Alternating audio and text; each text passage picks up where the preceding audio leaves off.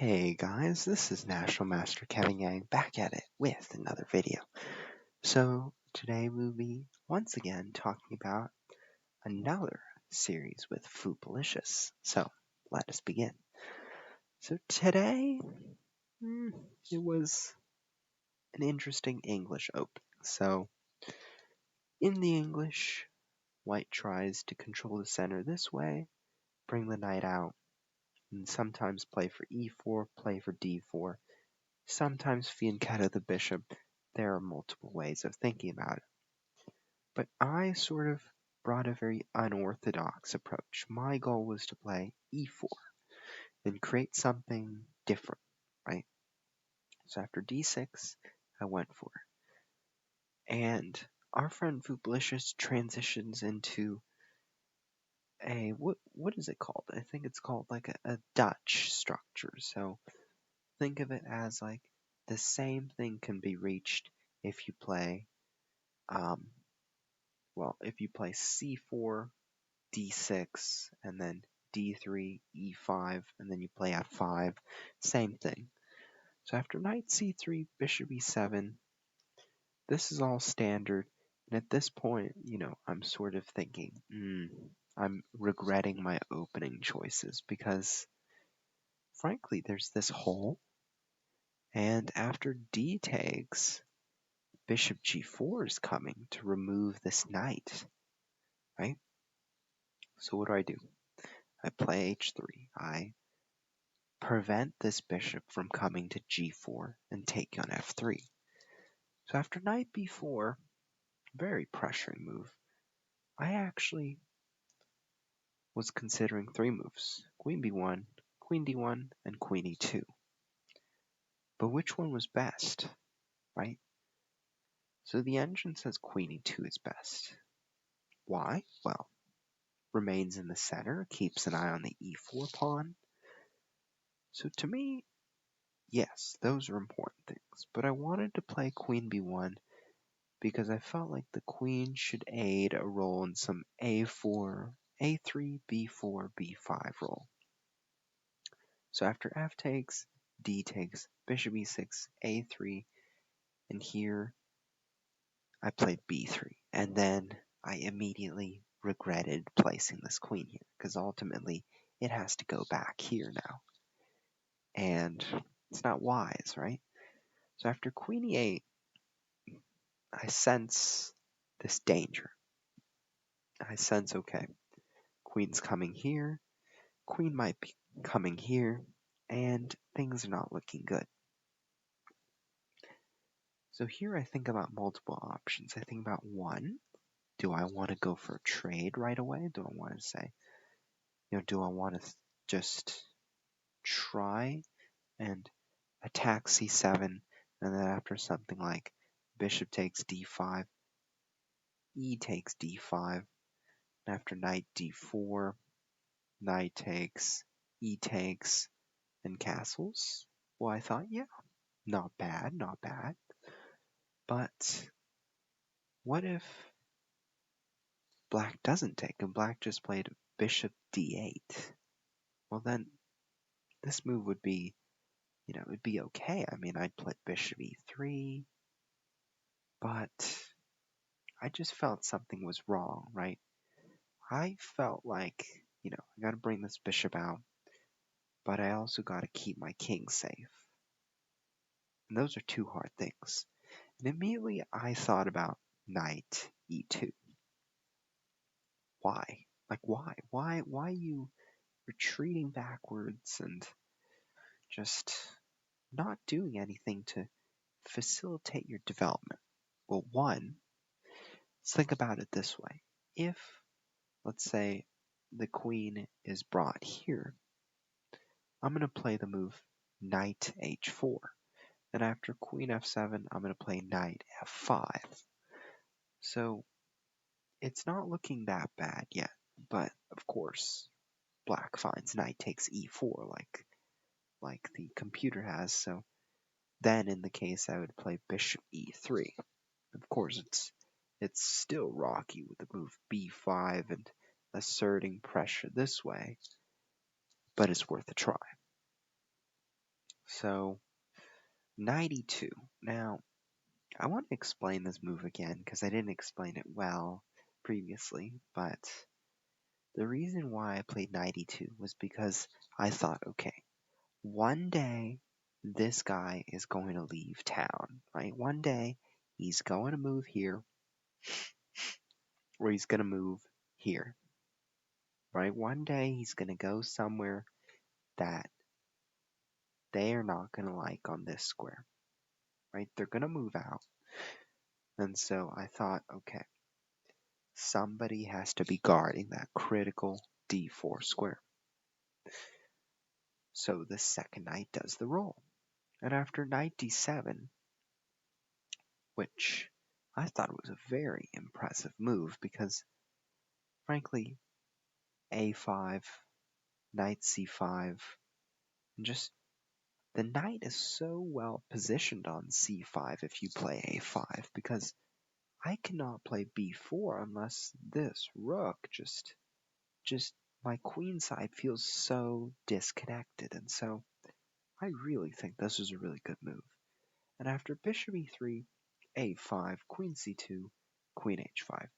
So now you can see that black is sort of executing this king side pressure, but also black is dominating on the queen side as well, right? So knight c5 could happen, or in the future maybe bishop f6 and knight d4, but those things are all in the mix. So I played g4 here, and I sort of feel like, I gotta hold off this attack.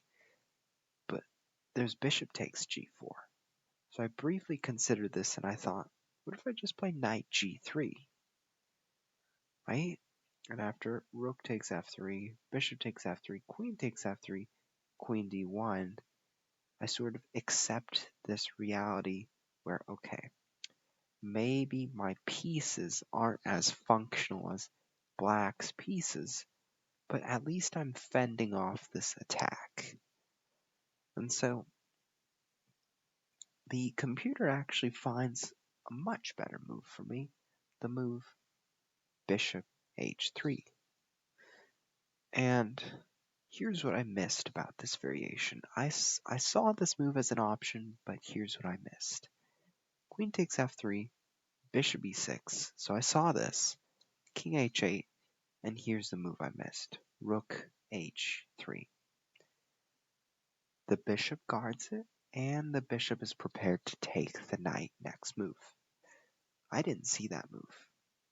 Very impressive find, but I didn't play it. So instead, I gave our opponent a chance to take two pieces, right? Two pieces and two pawns, right? Think about it. So if you count it, there's these three, same. We only have one pawn here. So think about these two canceling out. But black has these extra two pawns and an extra minor piece. And so that actually equals the rook. And so in this case, positionally, you would want to be black here. Somehow in my mind, I thought that I was up material, but I'm not. So miscount on my end. Queen g2. Now, at this point, the engine suggests queen d5 check and queen e6. Now, that looks good, but I didn't see it.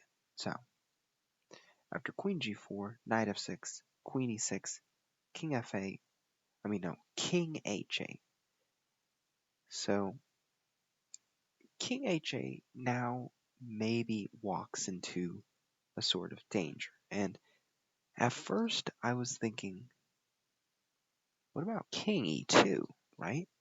Because after knight takes e4, rook takes, king takes, rook h1, the queen guards these two squares, queen takes h1, knight takes h1, and I evaluated this position. I was like, do I like it? So my first instinct was not bad, but is there better? And so I thought, okay, it's not worth giving up two of these rooks for this one queen, right? I feel like there's better. But in fact, king e2 is actually the top suggested move. I didn't know that at the time because, of course, I wasn't using an engine, but king e2 is the move. I'm really, I'm just surprised. So I played queen f5 instead, thinking that, okay, if he plays g6, I play queen takes g6, but I realized queen takes h1, tactics, knight takes h1, pawn takes queen, and black is up material. So the move g6 is really powerful here. I almost forgot about it. Luckily, our Fupalicious didn't play it. So after h6, you saw the evaluation bar spike up. I played bishop takes h6, going in for the kill. G takes h6, rook takes, and after king g8, queen g6, king f8, rook h8, and that will be mate. So here h6 sort of gave me this opening to come in. So I went in, knight d4 was a good try, queen g6, and I was calculating this variation, knight c2, but I have this move, king d1, right, avoiding all the checks. Right after queen f3, king takes knight, and then you can bring the bishop back later on. So I was all good after this. But our opponent Fupalicious played queen takes, rook, knight takes, pawn takes, queen check, and slowly in this position I found myself wondering, okay, how do I bring this rook out, right? If I castle, right, I'm going to expose this pawn, and then maybe there'll be some compensation for black. But in fact, this is not a bad way to do it. In fact, I played rook a2, thinking, okay, I can't allow this check. I gotta keep my king well. But after king f7, knight g3, you notice I'm bringing in the forces. And after knight f5, very strong knight, knight takes b3, queen takes knight, and you can see I'm sweeping up the dust here. So how did I win?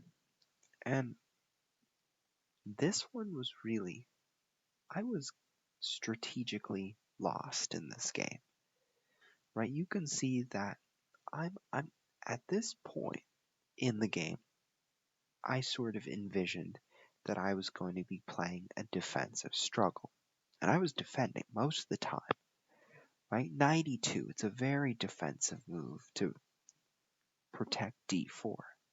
Knight d7, bishop e3, and you notice in this game, I didn't take any attack or anything.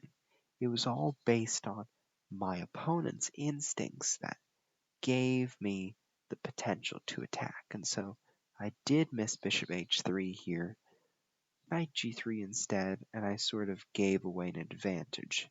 You see, it's my opponent that's forcing all the matters. And after queen f5, h6, here, actually, the only move that really lost the game was h6. This gave me the light, the hope, the healing. So I'm just going to end with this. It was literally a one move blunder.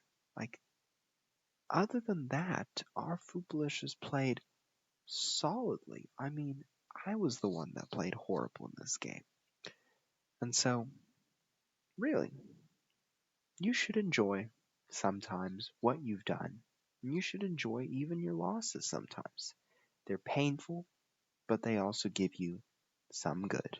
So, thank you for listening, and I'll see you next time.